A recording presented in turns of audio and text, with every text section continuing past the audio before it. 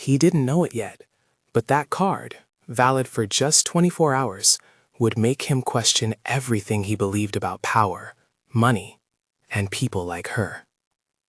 He slid the black card across the chrome counter with the same quiet that had gotten him through every negotiation and every breakable promise he'd ever made. It caught the light like a small, dark coin and landed near her hand as if it belonged there already.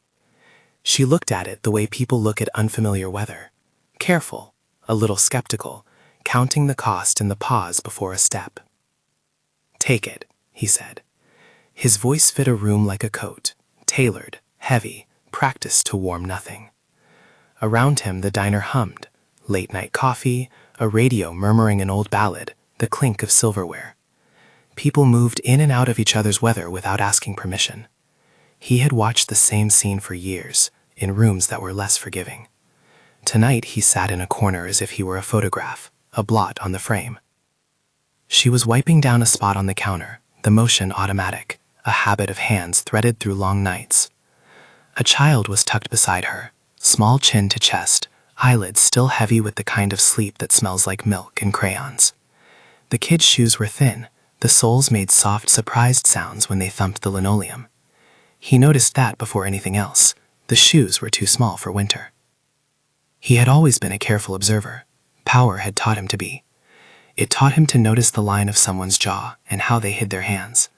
He had been taught by men who measured people by what they took and by what they refused to show. You learned to read the economy of any room, who had leverage, who had none, who pretended to sleep so no one would look into the dark under their eyes. He knew by instinct and by a dozen practiced lies when a person was weary and when they were dangerous. 24 hours, he said. No questions, no restrictions. Spend what you need, then give me whatever receipts are left in the book. Mara was Nera. She had a way of moving that suggested the body had learned to do things before the mind had finished deciding. She kept her shoulders squared like a promise.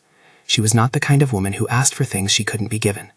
She had the look of someone who kept invisible ledgers, debts to relatives, childcare shifts traded for favor, nights where dishes dried unwashed because the child needed the last of the dinner. "Sir," she started, "because in a diner you learn to name the strange things politely." "You won't sign anything," he said. "No names, no interviews. You have one card, one day.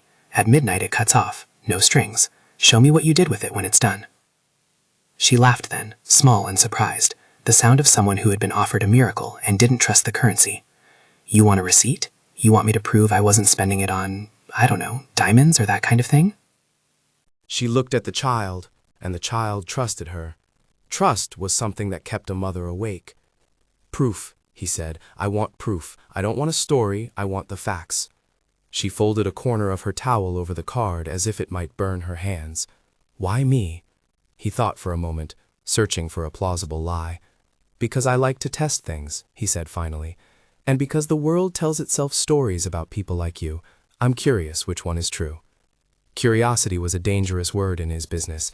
It implied the comfort of distance and the thrill of being the observer. He liked to be the man who proved things. Men were made of their proofs. He had given money before, cold and sharp. He had issued salvations for a price and rescues with clauses. This was different. No bloody strings, no ledger to be balanced. He liked to watch how people behaved when a needle of grace was left in their lap. Mara hesitated. Pride sat with her like an old neighbor, stubborn, polite. "I can't take—" "Don't discuss it," he cut in, a small flick of impatience that meant he did not want a conversation. "You either take it and you spend it, or you don't. 24 hours, then the receipts." She looked at the child again, as if configuration of the universe could be decided by a line of sight. The child rubbed sleep from his eyes and looked up at the man in the corner, at the expensive coat, at the quiet watch in his face. "What's his name?" the man asked softly. "Indy," she said. She said the name like it was a prayer. It softened the hard edges in the room. He pushed the card once more, the motion a tiny declaration of risk. "Don't make promises you can't keep," he told her. The phrase was habit. A man like him believed in the sanctity of promises because he had been taught to keep them, even when they were cruel. She slid the card under the counter like she was tucking a secret into a pocket nobody else could reach. "I'll bring you the receipts," she said, and her voice had a kind of cautious hope that he had not heard in a long time. He left before she could change her mind. He walked out into a city that forgot its names in the fog of its neon. His car was waiting. The leather smelled like money. The world outside the diner was a different kind of room, one full of choices that had consequences beyond a plate of eggs. He got in and drove to an office that was more habit than a place.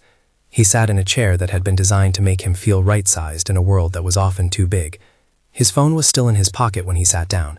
He had arranged for a small mechanical grace, a notification feed that would copy every charge the card made. It was a private stream of data that fed his curiosity like a child receiving candy. The card could be closed remotely at midnight, a small button he could press if he needed to. He told himself he'd use it only if necessary.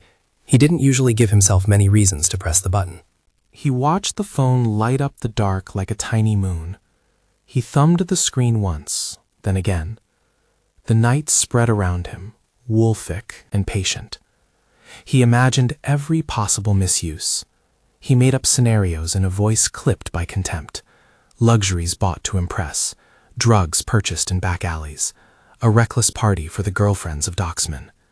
He'd been right about people before. He'd bet on their appetites and counted the ways they could be fed. Sleep did not come. He watched the clock instead.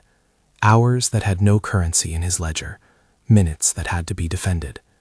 He cycled through possibilities, wearing them like clothes. He pictured the card at a pawnbroker's, the swipe at a high-end boutique. At 2 a.m, he found himself angry at the idea of something so indefinite being given to someone so indefinite. It was a childish anger, one that came from being surprised by generosity. At 4, a single ping came through. Its tone was small, not meant to wake the dead, but designed to be noticed. His thumb moved before his mind consented. A $3.25 charge. Coffee, late-night place. The kind of black coffee you order when you need to think and can't. The address was the diner. He sat up straighter. He frowned at the phone as if the device had made an error. The pings came again, slow and methodical as someone counting coins into a jar. $12.50. Medicine. $26.10. Groceries. $48.99. Children's coat. Each notification was a quiet little proof, a statement made in small denominations rather than fanfare. He watched them like evidence in a case that had already made up its mind. His first certainty, greed, had lost some of its edges. The receipts were not the list of a spree. They were the architecture of care. He imagined the scene in the diner, Mara lifting a coat from the rack, Indy looking at it with the kind of hope that makes a person's breath hold still for a moment. He imagined the stool at the diaper change where she would smooth the fabric and nod to herself. He imagined the way she might fold a receipt and press it into the pocket of her apron like a map. At 6 a.m. there was a notification that was smaller than all the others, the kind you only noticed because it was unexpected. A donation, $100 to a local shelter. The description on the feed had been typed in the default field, support for families. His first gut reaction was a sourness that came from being surprised by decency. Why would someone with so little give away a chunk of a windfall, he wondered. It made no sense in the ledger he had kept inside his ribs. He had not expected to be unsettled by a list of numbers. The pings continued. The phone buzzed, restrained as a heartbeat. A bus pass for a neighbor, $18. New shoes, $32.50. Extra meat, $14.75. Each one underscored the same busy economy of small mercies. He followed the trail like a man reading a will. Each entry filled in more of a life. He thought of his father then, a man who had taught him to value iron over mercy. People are instruments, his father used to say, as if saying it aloud could make the world right. If you give them a thing without a lever attached, they'll sell it back to you the first chance they get. He remembered the way his father closed deals like shutters, a methodical, unromantic act. His mentor's lessons had been practical. Power was a currency you never spend without an angle. Even now, those teachings sat like a shadow over his shoulders. But another memory intruded, less tidy, less permitted by his cynicism. A woman, years ago, who closed her hands around him with such gratitude that the feeling unsettled him for a month. It had been a small exchange, comfort given without an expectation of return, and the memory felt like a loose plate in a cupboard he'd always kept shut. He had not known how fragile gratitude could make a man feel. He had never been taught how to hold it. The night was an inventory of half-guesses. He slept in short bursts, 3 or 4 times at most, each time his melody cutting off with the phone's chime. In the gaps between pings, he'd work through motives. Maybe she was returning the favor. Maybe she was buying things for someone else. Maybe this was a setup, and he'd been made the mark in a spectacle that would end in humiliation. He had learned to assume deception, because assuming anything else left you bare. When the sun grew thin and gray and the city began to trade its neon for the shape of morning, he left his office. The drive back to the diner was a succession of stoplights and reflections. He noticed, in a way that felt new, the little things he had always ignored. A man on the corner with a sign, the precise pattern of condensation on a glass window, the smell of exhaust and cinnamon. He took the seat he had chosen the night before, not because it was comfortable, but because it gave him a view. He had meant to stay invisible. He had always meant to stay invisible. Mara was there before him, exactly on time, with a child in a coat that fit like luck. The coat was zippered neatly, the hood was edged with faux fur. Indy swung his legs beneath him like a pendulum. He was awake now and looked at the man with a curiosity that had not been hardened by the world. He had the kind of face that forgot fears when there was someone to ask questions to. Mara's hands were steady when she placed a small notebook on a counter. Inside were the receipts, folded like small flags. She didn't ask for anything. She wasn't theatrical about it. She slid the receipts across to him like a person passing a thing they considered sacred. There was no tremor in her voice when she spoke. "Like you said," she said, "I kept them like you asked." He balanced them in his palm. They were thin and ordinary, the kind of paper that only mattered when examined. He read line by line as if each entry were a sentence and a confession. Coffee for Indy at midnight. Children's coat. Antibiotics for an ear infection. Pasta and milk. Bus passes for someone who wasn't part of her family but had been there the week before when the heater broke. Then, the line that felt like a muscle in his chest clenching. Donation, $100, family shelter support. He read it again because the brain is trained to reject evidence that doesn't fit its story. He read the ledger twice and felt the old armor around his heart soften, but just a degree. He thought of all the times he had assumed how people would spend his money, the models used to predict the appetite of the poor. He had always been right before. He had always been right about human greed because he had been taught to look for it. "Why'd you donate that?" he asked. Curiosity crept out of him like steam.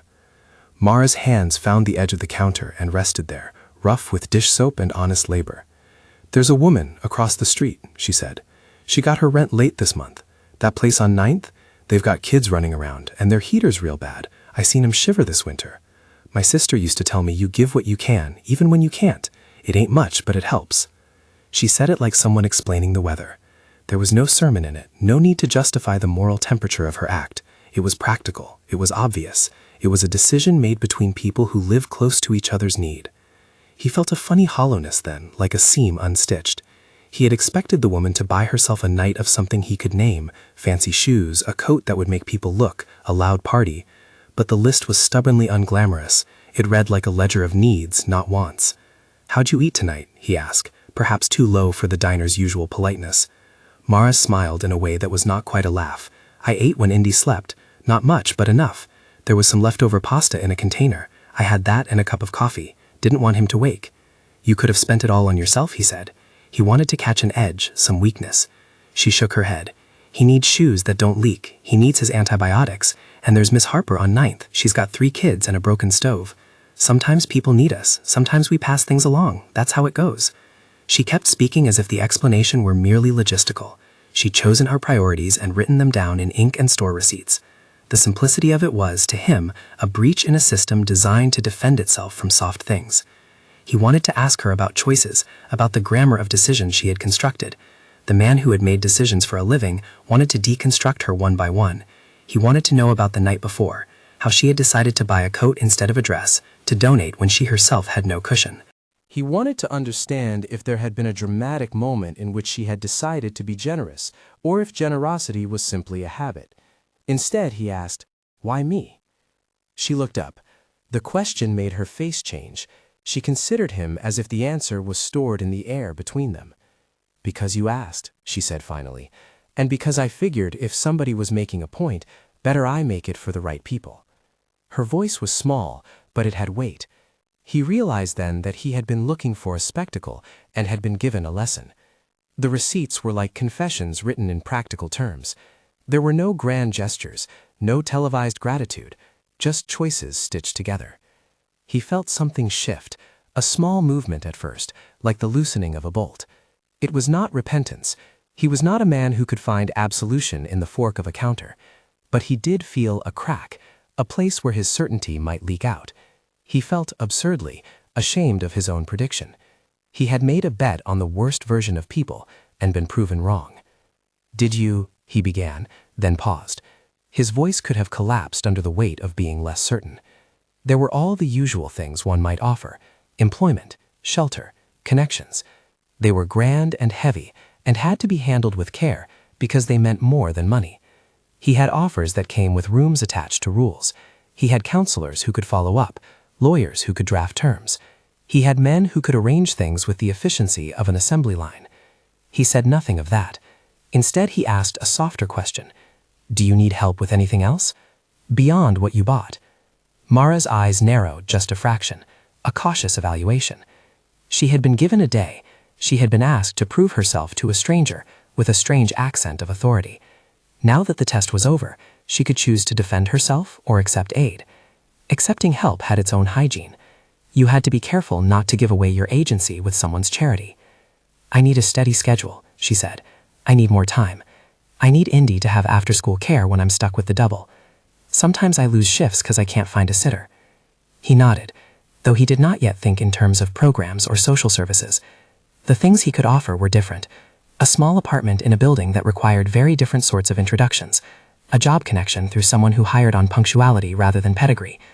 But he also knew the unromantic truth.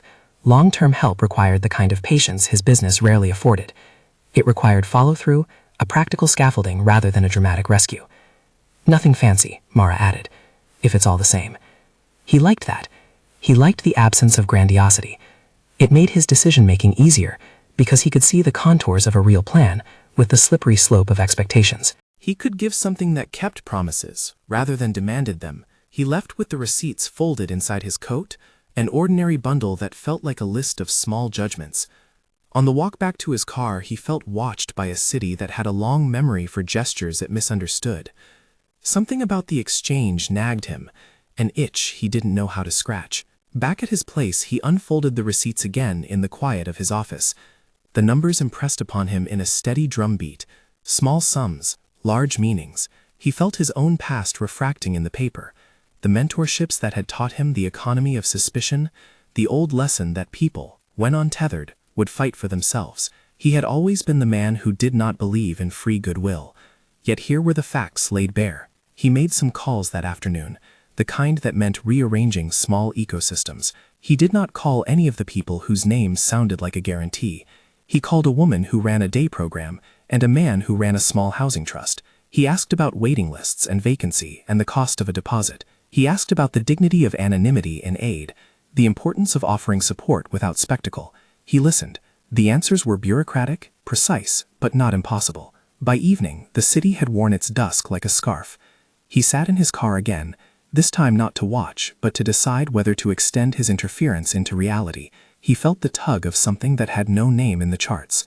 Respect. Respect for a woman who had used a windfall the way one might use a lantern to find the next step. He felt respect like a new currency, unfamiliar and heavy. That night he did not sleep particularly well. He thought of the receipts, of the $100 donation, of new shoes and bus passes and antibiotics. He thought of Miss Harper on 9th, and wondered how many other Miss Harpers there were in rows of apartments and under flickering streetlights. He had been raised to treat kindness with suspicion, but the receipts had a stubborn logic he couldn't refute. They pointed to a truth that was less flattering than his cynicism. Not everyone used a gift to buy glory. Some used it to steady a single life. He began privately to catalog the ways such steadying could be done without theater. A small apartment with a rent on a sliding scale, a reliable connection for childcare, a way to guarantee after-school hours, a job lead with a company that valued attendance and could move a person up with time. He moved through possibilities in a language that was not sentimental. Affordability, leases, paperwork. They were practical things. They were the kind of things that required human patience rather than dramatic headlines. But there was another part of him, more dangerous and less polite, that wanted to be the kind of benefactor who controlled the narrative. He could have made it all a spectacle, paid off a deposit, and arranged a press release. He could have used the act to burnish an image he had learned to manage. He did not trust himself to do that, and wanted to avoid it for reasons that had nothing to do with generosity. He did not want gratitude to be currency. He was suspicious of the way people's faces adjusted for applause. He planned instead for smallness, a deposit on a modest apartment in a quiet block, a modest stipend for the first month, an introduction to a woman who ran an after-school program. He wanted to be invisible in his help, an absence in the equation, so that the help would be the only thing noticed. He wanted to practice the concept of helping without spectacle and see if it could be done cleanly. When the morning came again, he found himself back at the diner before dawn. The card had been a test for him as much as for Mara. Human experiments were useless unless the examiner was prepared to be changed by the test's results. He had not expected to be vulnerable to a handful of receipts and a woman's ordinary choices. Vulnerability had been described in the rooms where he grew up as a betrayal, a crack that invited disaster. Now it felt like a necessary risk. He watched her eat the late breakfast the diner offered to those who came in early: 2 eggs, coffee, toast. Indy sat on a stool and dangled his feet, and when he smiled, the man felt a strange lightness in his chest. He had not intended to like the child. No one had prepared him for the prospect of being undone by a laugh. Mara handed him a folded napkin with a pen and a small note. It was not a confession. "If you want to help," she wrote, "I'm not looking for handouts. I just want a chance to prove myself steady. I can work, I can be on time. I got this, kid. My number is..." She tore the corner of the napkin from a pad and left it on the counter. It was as honest as anything he'd seen. He could have left the number, filed it under charity, and gone about his life. He could have considered the experiment complete and tucked the receipts away like a lesson that had been taught rather than an invitation to change. Instead, something in him that had less to do with power and more to do with an unaccustomed conscience made him pocket the napkin like a promise. When he walked out into the city again, he felt lighter and heavier at the same time, an old paradox of people who carried obligations suddenly made new by choice rather than habit. He had not made any grand decisions. He had merely accepted that the world had surprised him with an act that did not fit his models. That night, back in his private room, he unfolded the receipts again and laid them on the table like specimens. He traced the line items with a finger. He thought of Miss Harper and the way Winters could make a small life fragile. He thought of the cost of being ignored for too long. He thought, in a vocabulary that made his mentors proud, of risk mitigation, how small investments might produce fewer crises than larger, more visible rescues. The phone buzzed in his pocket. It was Mara. He debated answering in a way that felt shamefully sentimental. He did because he wanted to know how to arrange something that would not look like a handout, something that would actually change the cadence of a week for a woman and her child. He listened to her voice and found that it had the cadence of a person used to talking around difficulty. "I don't want charity," she said immediately, anticipating what she had learned the world thought she wanted. "I want work. I want somewhere I can keep my boy and show up on time. I don't want to be on your hook." "I don't want to put you on a hook," he replied. He said it in a way that tried to be direct and not paternalistic. He told her that he could help with housing arrangements and a childcare referral. He told her he would introduce her to someone who ran a small program that needed reliable people, behind-the-scenes help, not an announcement. There was a tightness in his chest then, not from anxiety but from the oddness of offering something without expecting a tribute. He had given people things before and demanded loyalty in return. It was an ugly, transactional thing. This felt different because it came from a place that didn't demand recompense. It made him uneasy. "Thank you," she said, and the word wasn't grandiose. It was measured, as if she had catalogued every instance of thanks and reserved this one for honesty. He scribbled a time and place on the napkin and told her he'd be there after the morning rush. He watched her hang up, and for the first time in a long while he questioned whether his life would change because of that napkin. People like him rarely changed. They adjusted, maybe, but they didn't usually allow a day to rewrite a script. On his way to the alley where he kept a car that earned fewer questions, he thought about the idea of testing humanity with a card. It was childish, unscientific, and indulgence, but it had taught him more than books ever had. The receipts were not just numbers, they were a language of priorities. They spelled something he had not expected. Generosity often looked inconspicuous, and the choices of those who had little were measured in the care they gave to others.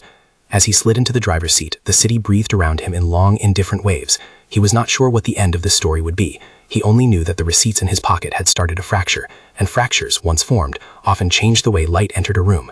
He drove away, not as a man who had solved the question, but one who had been given a new one.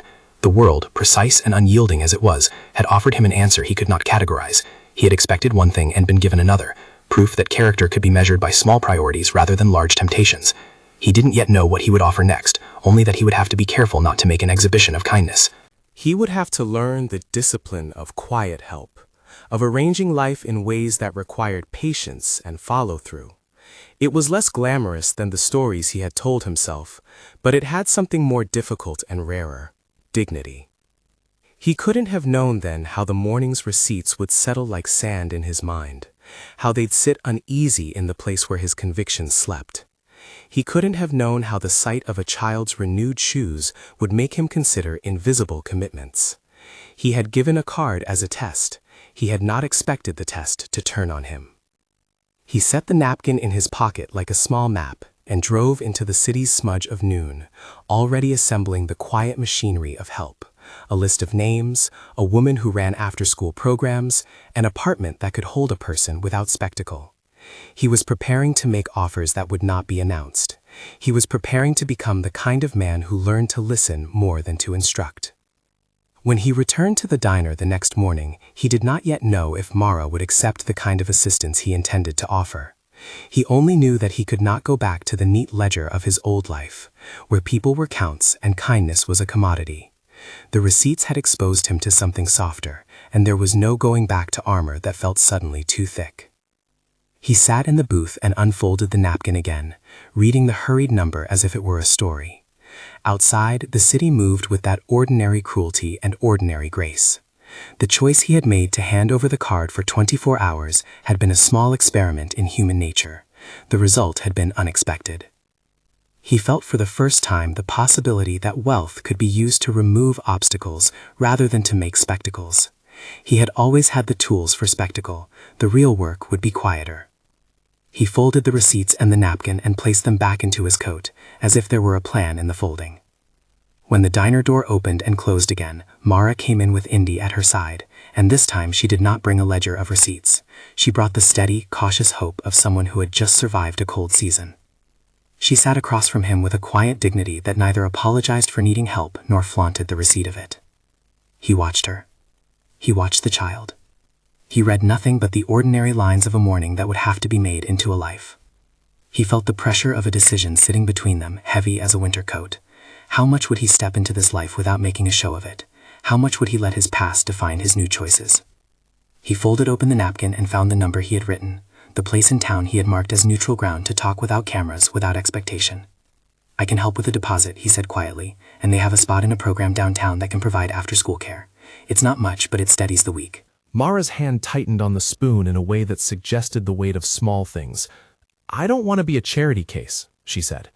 "You won't be," he answered. "I want to help you be steadier, not indebted."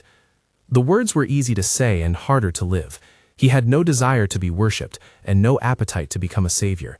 He had seen both roles twist people into instruments of obligation. He wanted, instead, to be someone who quietly offered scaffolding. She looked at him for a long beat, and there was something like skepticism and something like relief in her expression. "Okay," she said, "but I gotta know. No cameras, no stories, no—" She hesitated and then added, "No strings." "No strings," he repeated. It was hard to promise that irrevocably. Strings could be woven in silence. But he meant it there, in that diner's fluorescent light and the smell of coffee. A small, stubborn truth. As she finished her meal, her boy playing with the sugar packets, the man watched the small choreography of their normal life, the tucking in of a sleeve, the exchange of a joke about a cartoon on the radio. It all felt raw and honest and impossibly human. He had set out to prove something about people. He had been given an answer that did not fit his model. He folded the receipts into his wallet and kept them like talismans against doubt. He left the diner that morning with a napkin in his pocket, a list of actions beginning to form in his head, and the strange knowledge that a single day had opened more than a set of transactions. It had opened the possibility of a different ledger, where generosity might be quiet and effective. Outside, the city moved on in its usual way, full of lives intersecting without permission. He drove away thinking of small things, the size of shoes, the warmth of a child's coat, the dignity in a donation made by someone who should have kept it for themselves. He felt for the first time in a long time, like a man who had been handed back a small piece of himself he hadn't realized he'd lost. His phone buzzed once more that afternoon, a notification he hadn't expected. A friend had sent a link to a story about a man who gave away money in a grand, theatrical way. The headline screamed triumph. The photos glowed with flashbulbs. He scrolled past it without recognition. He had no wish for optical applause. Instead, he tested a different thought. What would it look like to follow through without spectacle? He began to make practical calls and arrange small, dignified structures. No press, no cameras, no applause. He would offer a deposit on a modest apartment, a connection to childcare, and a job lead. He would do what he could to make the week steadier for a mother and her child. On the counter at the diner that night, he left a business card tucked under a napkin. It had only a name and a number and a single line. "No publicity. When you're ready." He didn't sign it with any title that would cartoon his identity. He left the card like an ember, small, capable of giving heat without burning down a life. He didn't know if she would take it. He didn't know if the change he was about to make would stick. He only knew that the receipts had broken something in him, a softening that had the power to rearrange practical life rather than demand gratitude. He had set a 24-hour window as a test and found himself the one transformed. There would be decisions to make, paperwork to fill, questions about placements and rent, and the logistics that turn charity into stability. Those were the next day's work. For now, he folded his things and left the diner, the soft night closing behind him like an agreement. The city had shown him proof that philanthropy could be quiet and practical. He had given a card to a waitress for 24 hours, expecting confirmation of his cynicism, and instead had been handed a mirror. He walked into the night with the evidence of receipts burning in his pocket, and a new problem he did not expect: how to be the kind of man who gave help the way someone ties a boot, securely, without fanfare, leaving the person able to walk. The choice he had forced upon someone else had become his test. Outside, the city's lights traced a path. He followed it, and the world felt both more fragile and more hopeful than it had when he entered the diner. He had spent 24 hours proving a point to himself, and found a different point altogether: that actions, small and steady, could remake the ordinary into something steadier. He started small and precise, the way he had learned to move when stakes were personal. The deposit was wired under a name that meant nothing to newspapers. The lease was negotiated with a manager who valued discretion more than donor ego. He wrote checks and made introductions, but he let other people's names handle the ceremonial parts. It pleased him to practice anonymity, an exercise in letting a life change without his silhouette stamped across it. The apartment they found was modest: 2 rooms, a window that faced a courtyard where a fig tree tried to live between drain pipes, an oven that worked without drama. It was not the kind of space that announced rescue. It was, however, the kind of place a child could sleep without turning his foot in on damp sheets in the middle of the night. That was enough. When Mara stepped across the threshold with Indy in her arms, she did not look like a woman who had been saved. She looked like someone who had been granted room to breathe and had learned to hold it like a fragile tool. She kept checking the plumbing, the light switches, the thermostat. She made the place functional first, then modestly homely: a carton of cereal, a sheet tucked over a couch, a plant in the sill that she thumbed as if testing whether it would survive. She was careful not to appear grateful in a way that indebted her emotion to a benefactor's pride. Her gratitude was practical, a list of things to do and the steady execution of them. He sent, through the woman who ran the housing trust, a single set of instructions: an initial month's rent, a small stipend to cover groceries, and a referral to an after-school program that promised reliable pickup. He also arranged for Mara to meet a supervisor at a local distribution center, a job that valued punctuality and hands, and that could grow into more. He did not sign his name to any of it. He wanted the shift to belong to Mara. Their first meeting after the move was brief and awkward. He had insisted on normalcy, asking only that their conversations stay off record. Mara insisted on conditions too: no interviews, no introductions that placed her in a public narrative, no expectations of performances of gratitude. They sat across from each other in the diner, coffee cooling between them, and tried on the rigidity of clear boundaries. That was where trust started, around the rules that kept dignity intact. "I don't want it to be a favor that follows me," she said, stirring the cup with a spoon that had seen better days. "I need something steady. I can do the work." He watched her claim steadiness like a tradecraft. It was not rhetorical. She meant it in the small, stubborn way people mean when the child on their lap is the axis of every decision. "I'll set up the interview," he said. "No strings. If you want recommendations, you'll get them from people who can verify you. Nothing public." She nodded, then paused as if tasting the word public and deciding she did not like its flavor. If I can't do it, I won't take something that isn't mine," she added. "I won't be a story." He had expected more theatrical gratitude, a scene of kneeling or a note bound with ribbon. Instead, he received a matter-of-factness that felt like armor and honesty worn together. It unsettled him in a way receipts on a screen never could. People who refused to be spectacle were harder to help, because help required them to be believed without performance. The job with the distribution center was exactly the kind that rewarded reliable hands. Delaney, the foreman, was a blunt man who liked punctuality and good backs. He did not care about origins. He was the sort of employer who understood that someone who could make themselves present every day for 8 hours could be trusted with more. When Mara showed up for the trial shift, he watched her move like someone grading wood for density. She packed boxes with the steady economy of someone used to bending without breaking. By the end of the week, he had a look that meant practical approval. "She's good," Delaney told the man quietly on the phone, when Rocco, he had given his name once and only once in the privacy of an office, asked for a report. "She shows up, she doesn't fuss. Give her a chance and she'll build one." Those words felt to Rocco like validation of the receipts. They were not the kind of endorsements that publicists used. They were functional and rare. In the weeks that followed, the change settled into routines. Mara's schedule became less jagged.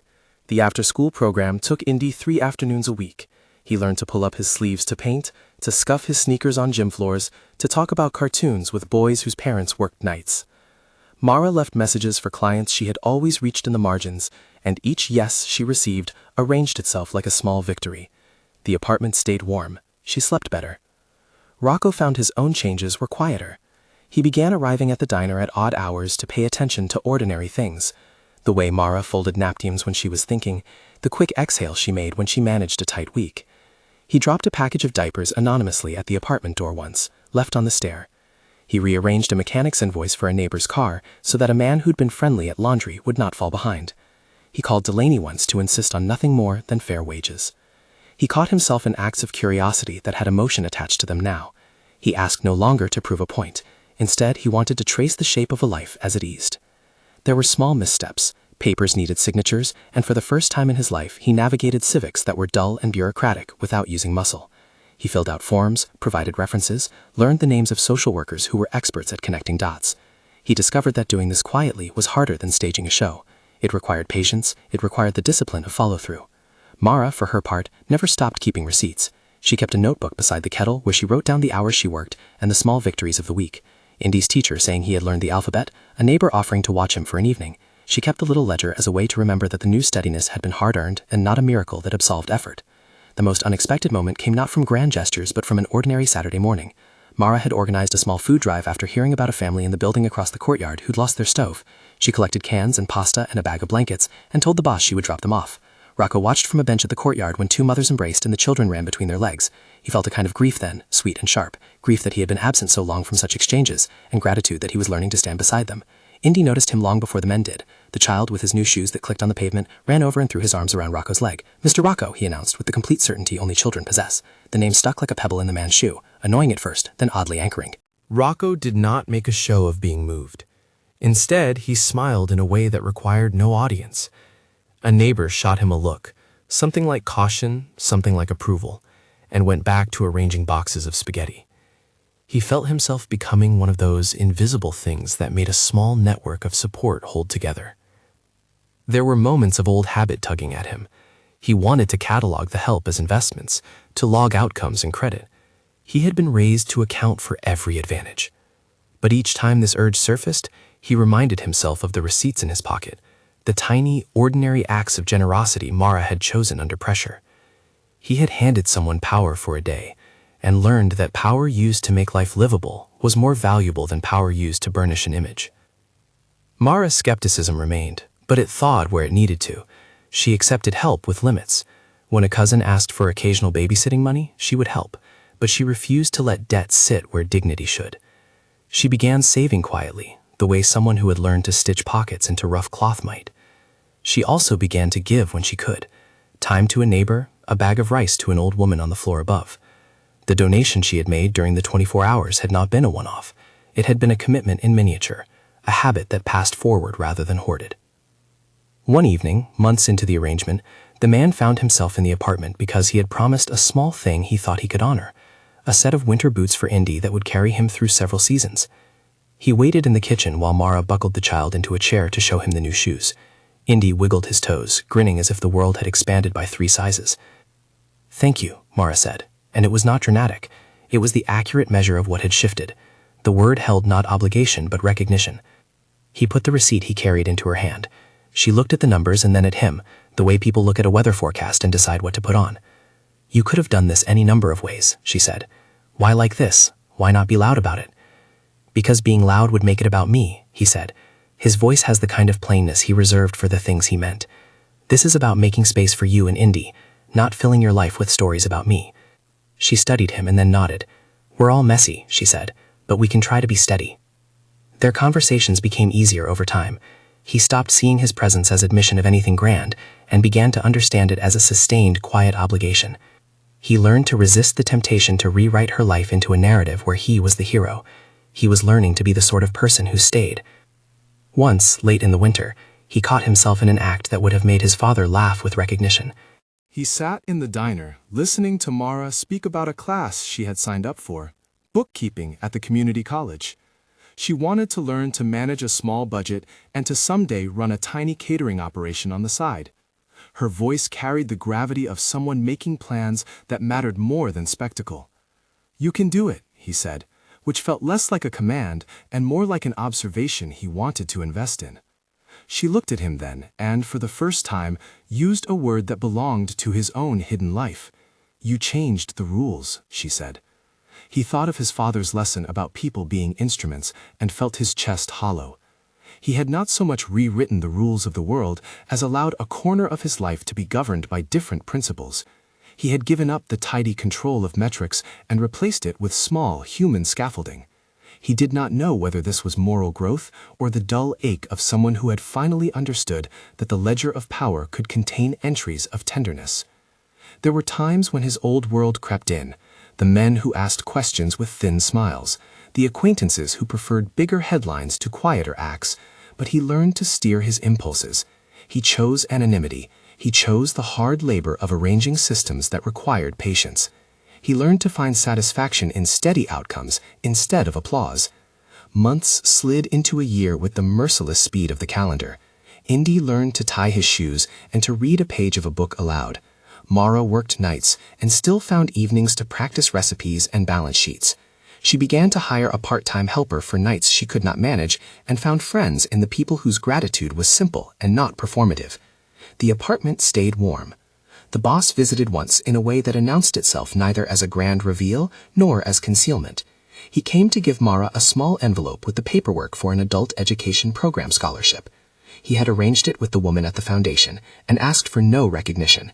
He sat across from them at